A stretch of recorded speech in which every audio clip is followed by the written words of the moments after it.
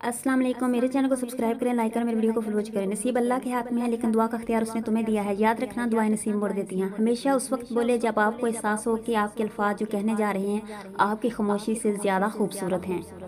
जब ज़िंदगी तुम्हें बेतरतीब करके रख देती है तब अल्लाह खुद तुम्हें दुआओं को तरतीब देने का हुनर सिखाता है।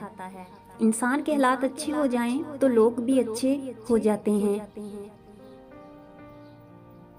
अपने दिल को मजबूत बनाओ और अल्लाह पर भरोसा करो, वो तुम्हारी हर मुश्किल आसान कर देगा। मैंने मेरी किस्मत को अल्लाह पर छोड़ दिया है, इसलिए नहीं कि अल्लाह बेहतर करेगा, बल्कि इसलिए कि अल्लाह से बेहतर कोई कर ही नहीं सकता। इखलाक का अच्छा होना खुदा से मोहब्बत की दलील है। दुआ के वक़्त आंखों का बाराना कबूलियत की सबसे बड़ी दलील है। हकीकी दर्द वो है जो दूसरों के दर्द को देखकर महसूस हो। रिश्तों को फुर्सत की नहीं, सबसे ज़्यादा तवज्जो की ज़रूरत होती है। कीजिए हर बात पर सब्र और शुक्र, क्योंकि बहुत हसीन है खुदा पर यकीन का सफ़र। जब मांगने की तौफीक वो दे रहा है तो क्या कबूलियत की ये पहली निशानी नहीं लगती तुमको?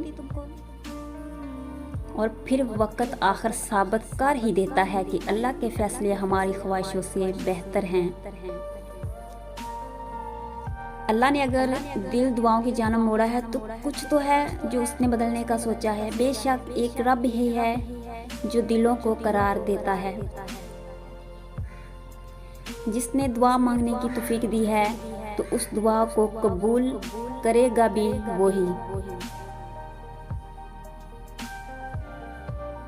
जो दुआएं कबूलियत में वक्त ले रही हैं वो तुम्हारे नसीब में लिखी जा चुकी हैं। तुम अपने सारे रास्तों को उस रब की ही राह से जोड़ दो, वो तुम्हारे वास्ते तुम्हारी हर मंजिल को खूबसूरत बना देगा। दुआएं सब्र मांगती हैं, सब्र इनाम देता है। सब कुछ हो सकता है, बस तुम अपने रब पर यकीन रखो।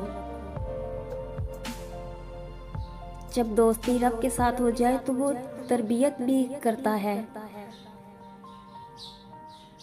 अगर तुम अपने रब पर बहुत भरोसा रखते हो तो ये भी जान लो कि तुम्हारा रब उस भरोसे को कभी टूटने नहीं देगा।